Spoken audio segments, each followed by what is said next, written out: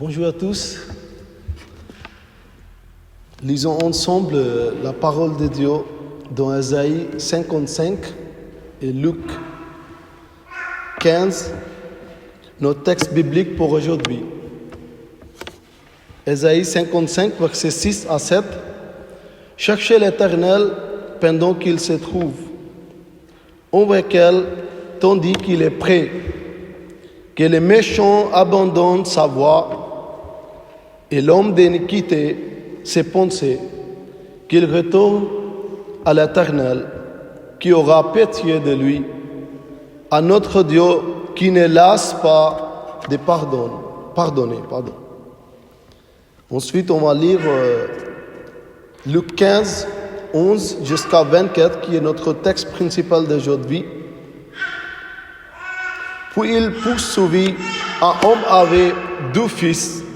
Le plus jeune lui dit, « Mon père, donne-moi ma part d'héritage, celle qui doit me revenir. » Et le père fit le partage de ses biens entre ses fils. Quelques jours plus tard, le cadet vendit tout ce qu'il avait reçu et s'en alla dans un pays lointain. Là, il gaspilla sa fortune en menant grande vie.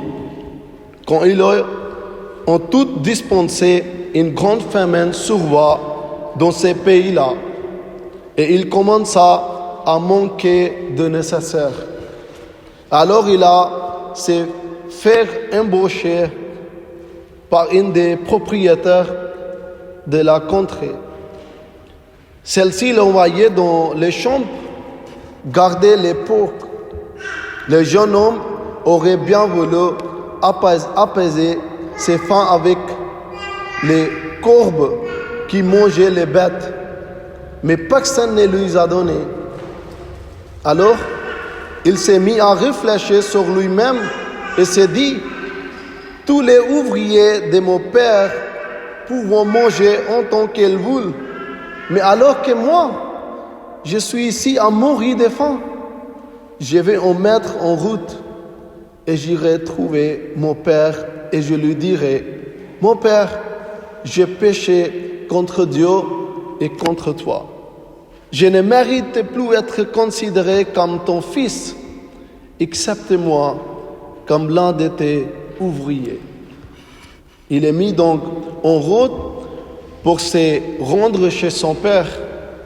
Comme il se trouvait encore à bonne distance de la maison, son père l'aperçut et fut pris d'une profonde pitié pour lui.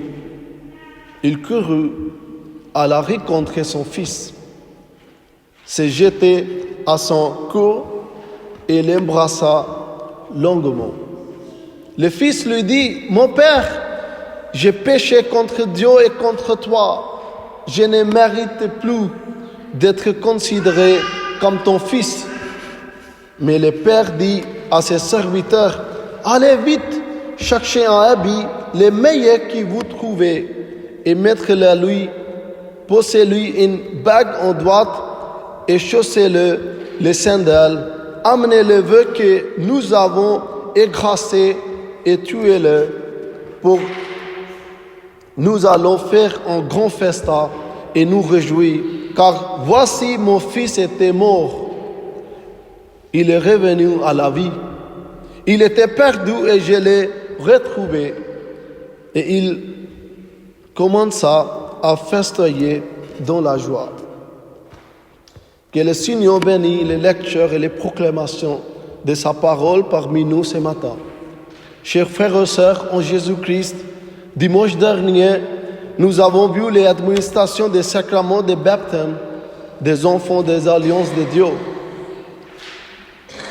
Ceux d'entre vous qui étaient présents ont remarqué que Jean-Joël s'est adressé aux parents en les appelant à faire un vœu devant Dieu et pour enseigner fidèlement sa parole à leurs enfants.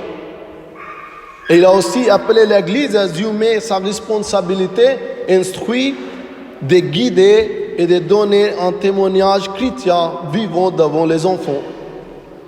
Mais avez-vous remarqué quelque chose de frappant? Rien n'était demandé à l'enfant. Aucun vœu de lui a été demandé. Aucune confession exigée. Les seules paroles qui lui ont été adressées sont celles-ci. Je t'ai baptisé au nom du Père, du Fils et Saint-Esprit. Que reçoivent les enfants à ces moments-là? Ils ne les comprennent peut-être pas encore, mais ils reçoivent les marques de Dieu sur lui. Le nom du Père, du Fils et du Saint-Esprit posé sur sa vie. C'est un signe qui ne dépend pas de sa compréhension, ni de son mérite. Il ne porte rien à Dieu. Au contraire, Dieu les reçoit avec grâce. Dieu l'appelle à lui appartenir, à être compté parmi son peuple, parmi sa famille, son Église visible.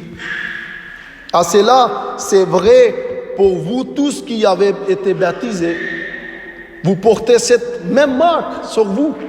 Certains d'entre vous en comprennent mieux les sons, d'autres se demandent encore, comme les enfants, pourquoi ce signe a été donné et pourquoi Dieu demande à son peuple et même à leurs enfants de recevoir ce signe d'alliance de Dieu. C'est un signe qui pointe au-delà de lui-même, vers la promesse d'alliance de Dieu, avec sa grâce qui prend l'initiative et vers l'appel qu'un jour chaque enfant baptisé doit personnellement accueillir dans la repentance et la foi. Mes frères et sœurs, les puissances et la signification de cette marque, la marque de l'Esprit posée sur vous, ne repose pas sur votre compréhension, ni sur vos efforts. Elle repose entièrement sur la grâce souveraine de Dieu. C'est la même grâce par laquelle il passait les morts à la vie. C'est la même grâce par laquelle il appelle les pécheurs à la repentance. Et la grâce par laquelle ils sont rendus capables d'entrer sa voix et d'obéir. Ce sacrement n'est pas d'abord le témoignage de notre foi, de nos œuvres, ni de quelque chose que nous avons accompli. Pourtant, beaucoup comprennent mal ces sacrements, en traitant les baptêmes comme s'il était une déclaration de l'homme, un fait de l'homme ou une offrande de l'homme à Dieu. Mais ce n'est pas le cas. Le baptême n'est pas les marques de l'homme, c'est la marque de Dieu. C'est son sacrement qui révèle sa grâce, sa miséricorde et sa fidélité à son alliance envers nous et envers notre enfant. Comme le signe visible de son alliance, il déclare que Dieu est celui qui commence, Dieu est celui qui appelle et Dieu est celui qui sauve selon son bon dessein. C'est pourquoi aujourd'hui nous cherchons à aller plus loin pour comprendre plus clairement les richesses de la grâce de Dieu envers les enfants de son alliance et envers tous ceux qu'ils appelaient selon sa volonté souveraine.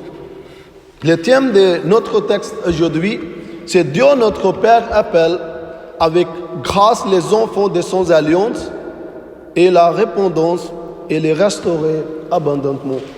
En Ésaïe 55, versets 6 à 7, qui était notre texte, Dieu commande à tous les hommes, partout, lorsque les prophètes disent « Cherchez l'Éternel pendant qu'il se trouve, avec elle, tandis qu'il est prêt. » Et il ajoute une promesse à ton nom, il pardonnera abondamment. C'est remarquable, frères et sœurs. Le Dieu saint parfaitement pur et juste appelle tous les pécheurs à lui. Non pour les détruire, mais pour les pardonner.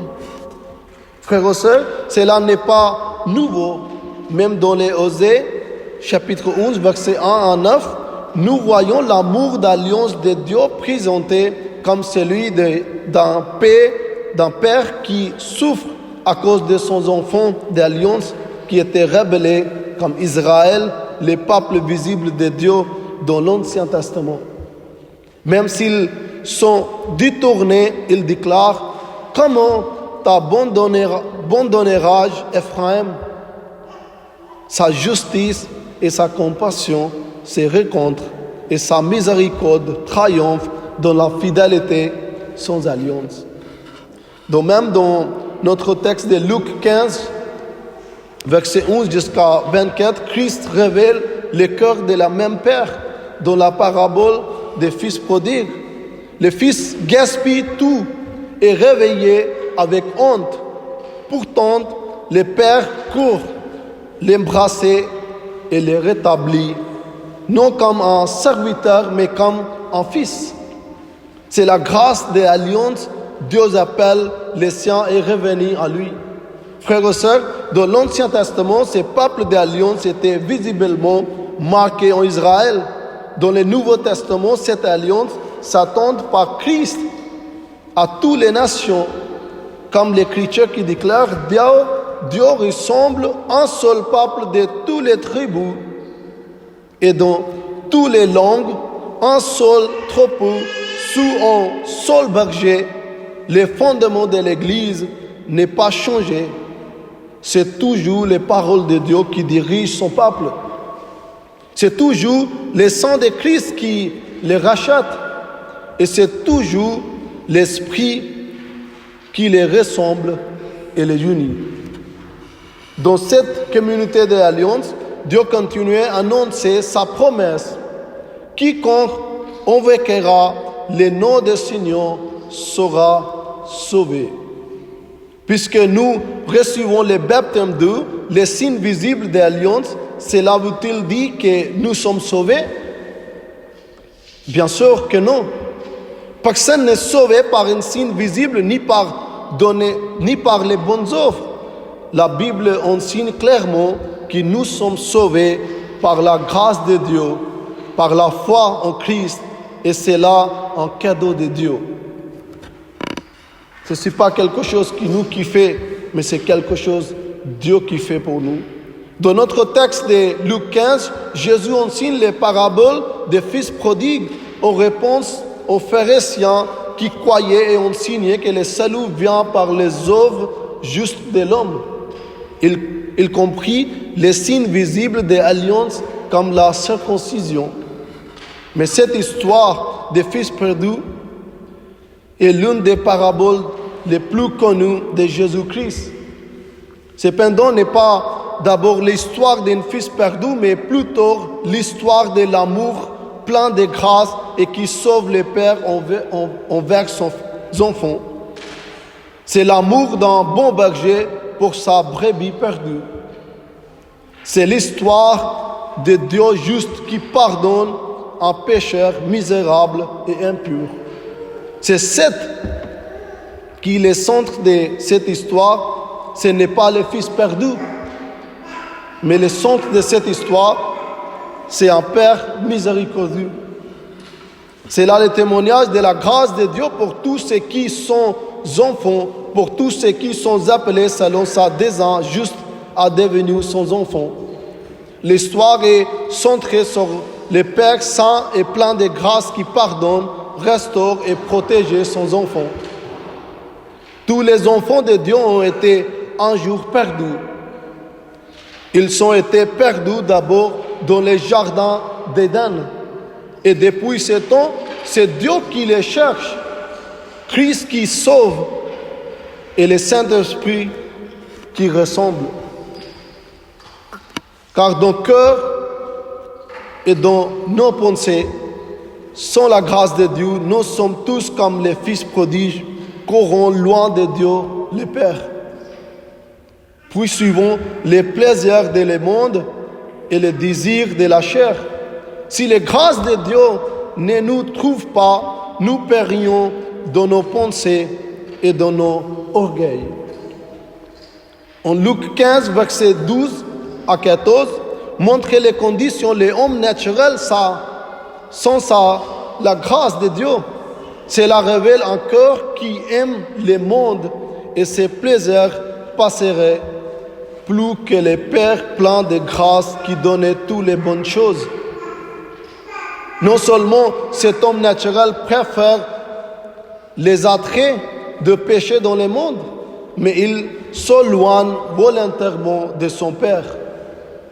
Il veut vivre loin, caché et inconnu, où il peut suivre les désirs de la chair sans limite, libre de toute responsabilité, libre de toute correction et loin des regards de ceux qui le connaissent. Il cherchait un endroit où personne ne va confronter son péché. Où aucun ami ni membre de sa famille ne va questionner ses choix, où il peut vivre comme il appartient qu'à lui-même. Pourtant, même dans cette rébellion, le Père n'ignore pas son cœur. Il connaît chaque désir, chaque intention et chaque pas qu'elle va faire. Et dans sa permission souveraine, le Père les laisse partir et lui donne l'héritage qu'il demande. Dans cela, nous voyons à la fois les profondeurs de la corruption de l'homme et le mystère de la patience divine.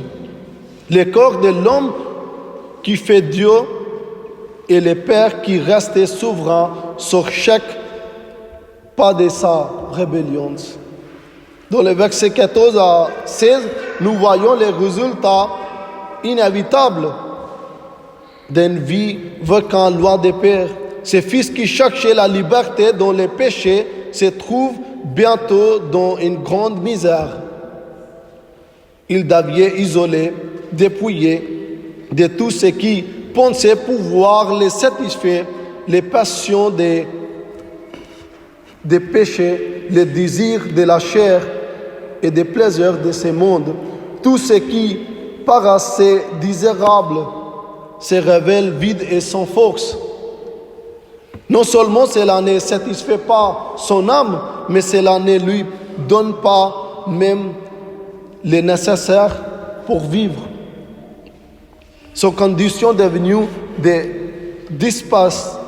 désespérée, qu'il descende plus bas que les animaux qu'il méprisait autrefois. Dans cet état brisé, il arrive un moment de réveil. Il réalisait la profonde de son péché, qu'il a péché contre le ciel et contre son Père. Sa souffrance devient le moyen par lequel voit les vérités de sa rébellion. Puis dans les versets 17 à 20, un souvenir commence à naître dans son cœur. Il se rappelle le caractère de son Père, le juste, généreux et bon, même envers ceux qui les servent, bien qu'ils sont maintenant dans un pays étranger et traités avec dureté et négligence. Ces souvenirs lui donnaient des espérances. Il commence à réfléchir en lui-même, même s'il a perdu sa place de fils à cause de son péché et de sa rébellion, il connaît que l'amour et la bonté de son Père ne changent pas. Avec l'humilité, il décide de revenir, sans réclamer sa place d'avant, mais paraître reçu même comme un serviteur. Espérons qu'au moins dans la maison de son Père, il trouvera assez de miséricorde pour vivre. Frères et sœurs, combien de fois dans nos vies avançons-nous avec orgueil et confiance en nous-mêmes, en nous appuyant sur notre propre compréhension, nos expériences, notre connaissance et ce que nous voyons, en oubliant que Dieu nous appelle à vivre par la foi. Mais vivre par la foi, veut-il dire vivre sans comprendre, sans responsabilité? Non, bien sûr, non. Vivre par la foi n'est pas l'absence de compréhension. C'est l'abandon de l'orgueil. C'est une vie marquée par l'humilité, formée par la parole de Dieu et orientée vers l'éternité. C'est vivre chaque jour comme si c'était notre dernier jour, en s'attachant aux choses de ce monde et en donnant à Christ la première place de notre vie. La vraie foi ne rejette pas les compréhensions. Au contraire, elle a purifié, elle ouvre nos yeux sur les vraies réalités de ce monde. Il est passager, fragile et incapable de satisfaire l'âme. Elle montre aussi les tromperies de la chair dans la parabole des fils prodiges. Nous voyons cela clairement. Quand le fils revient en lui-même, la foi commence à en naître dans son cœur. Cette fois, la bonté de son père ne les pousse pas à fuir dans le père, mais l'attirer à revenir avec l'espérance. Elle lui donnait le courage de retourner. Et maintenant, d'une certaine manière, il est plus riche en espérance que lorsqu'il était dans la rébellion avec toute sa richesse. Et ainsi, il court non pas loin de son père, mais vers lui. Il commence à comprendre une vérité que beaucoup n'apprennent jamais vraiment. Il comprend que son péché n'est pas seulement contre des circoncises ou contre des personnes, mais contre son Père, contre le ciel. Et cette prix de connaissance brille sans oreille. Dans l'humilité, il se souvient de qui il est, de où il vient et à qui il appartient. De la même manière, Dieu, par sa grâce, a amené les enfants de son alliance à comprendre des signes de baptême d'où qu'ils ont reçu autrefois. Ce qui était extérieur et peut-être pas peu marqué commença à comprendre en son plus profond. Il commençait à voir comment Christ sauve. Et la signe de baptême autrefois seulement extérieur parlait maintenant poussement à leur cœur. Cela les humiliait, non pas à cause de leur propre compréhension ou de leur valeur, mais parce qu'ils voient que Dieu a agi par grâce avant même qu'ils n'aient cherché. Cependant, frères et sœurs, cela ne veut pas dire que tout ce qui reçoit les signes d'alliance de Dieu automatiquement reçoit les grâces de Dieu aussi pour le salut. Le baptême lui-même ne sauve personne. Le salut ne repose pas sur une scène extérieure, mais ni sur le fait d'appartenir d'une famille chrétienne. Tous les enfants dans les communautés d'alliance ne sont pas sauvés. Certains, malheureusement, restent dans l'incrédulité parce que l'élection de Dieu pour le salut ne dépend pas des familles, ni des signes visibles, ni par la foi, ni par les œuvres des hommes, mais de tout son propre désir juste et souverain. C'est pourquoi Dieu commande aux parents chrétiens d'enseigner fidèlement sa parole à leurs enfants. Ainsi, même s'ils s'éloignent et s'ils sont perdus, la vérité de la parole de Dieu restera avec eux, soit comme les moyens par lesquels Dieu les amène au salut, ou soit comme un témoignage qui sera à la jour du jugement. Dans versets 20 à 22, nous voyons une des révélations des plus fortes des caractères de Dieu. le Père saint et juste, rempli de compassion, reçoit avec grâce un grand pécheur. Le Fils revient avec honte et sans mérite. Pourtant, le Père ne reste pas loin. Il court vers lui, l'embrasser et l'établit. C'est ainsi que le Dieu reçoit ceux qui le rachètent. Mais cela ne vous pas dit que le péché est ignoré et oublié. Au contraire, il est traité d'une manière qui montre encore plus la grâce. Au verset 22, montrer que le Père couvre la saleté et d'iniquité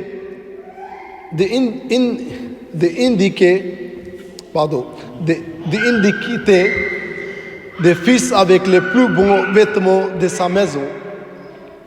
C'est une image de réalité plus grande. Le pécheur n'est plus couvert par son propre péché, mais par la justice de Jésus-Christ. C'est Christ qui a payé le prix de notre péché, qui a pris sur lui notre impurité. Et c'est qui seul rend possible la réconciliation avec le Père. Il est l'expression même de la compassion et l'amour de Dieu pour nous. Mes frères et sœurs, sans Christ, nous qui sommes pécheurs et impurs, ne pourrions jamais nous tenir devant Dieu qui est saint. Mais en Christ, nous sommes reçus, restaurés et rendus acceptables. Puis dans les derniers versets, qui est versets 23 et 24, les célébrations commencent. Un festin est préparé, non seulement pour marquer le retour des fils, mais pour se réjouir la restauration, ou je peux dire la résurrection des fils. Cette joie reflète le cœur même de Dieu, car le ciel se réjouit et les anges célèbrent chaque pécheur qui se répandit et revient à la maison. Pour être accepté par Dieu, grâce à la justice de Christ, qui est le seul moyen pour un pécheur être réconcilié avec lui, Dieu appelle tous les hommes partout à se répandre et à croire en Jésus-Christ. Comme il est écrit dans Ésaïe 55, versets 6 à 7, nous sommes appelés à chercher les signaux pendant il se trouve et l'invoquer pendant qu'il est proche, car il est plein de compassion, prêt à pardonner et disposé à pardonner abondamment, en restaurant les pécheurs par la justice de Jésus-Christ. C'est pourquoi, si aujourd'hui vous attendez la voix, ne dur si ce n'est pas votre cœur. N'attendez pas. Venez à lui tel que vous êtes. Il promet le pardon. Non pas avec hésitation, mais gratuitement. Il promet de vous recevoir avec l'amour et compassion. Non pas parce que vous le méritez, mais parce qu'il est Père plein de grâce, d'amour et compassion. Mes frères et sœurs, et tous ceux qui attendent la voix de notre Seigneur aujourd'hui, aujourd'hui est le jour de salut. Aujourd'hui est le temps de la répondance et de l'acceptation. Mais écoutons aussi cet avertissement sérieux.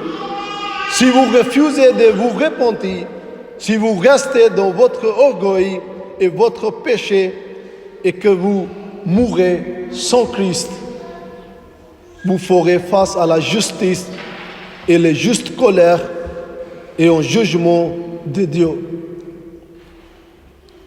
Que je pense qu'il n'y a personne qui voulait face à la justice de Dieu et la juste colère de Dieu. Parce que là-bas, vous n'avez pas trouvé échappatoire ni refuge et n'est personne qui vous sauve. Mais aussi, aujourd'hui, la Bible dit il y a les jours de la grâce, parce que notre Père, il est plein de compassion. Il nous dit bienvenue, il nous accepte. Je prie que le Seigneur, dans sa miséricorde, vous donne un cœur doux pour ne pas résister à son appel, mais pour vous tourner vers lui. Vous répondre et croire en lui qui est plein de compassion et puissant pour sauver. Prions.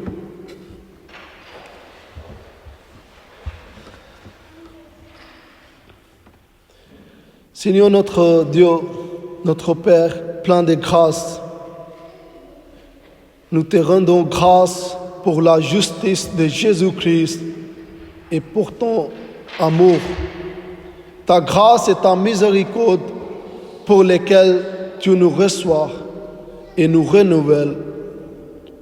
Seigneur, notre Dieu, purifie-nous par ta parole et bénis-nous afin que nous puissions te glorifier de tout notre cœur et de tout notre esprit. Nous te demandons tout cela au nom de Jésus-Christ pour le pardon de nos péchés. Amen.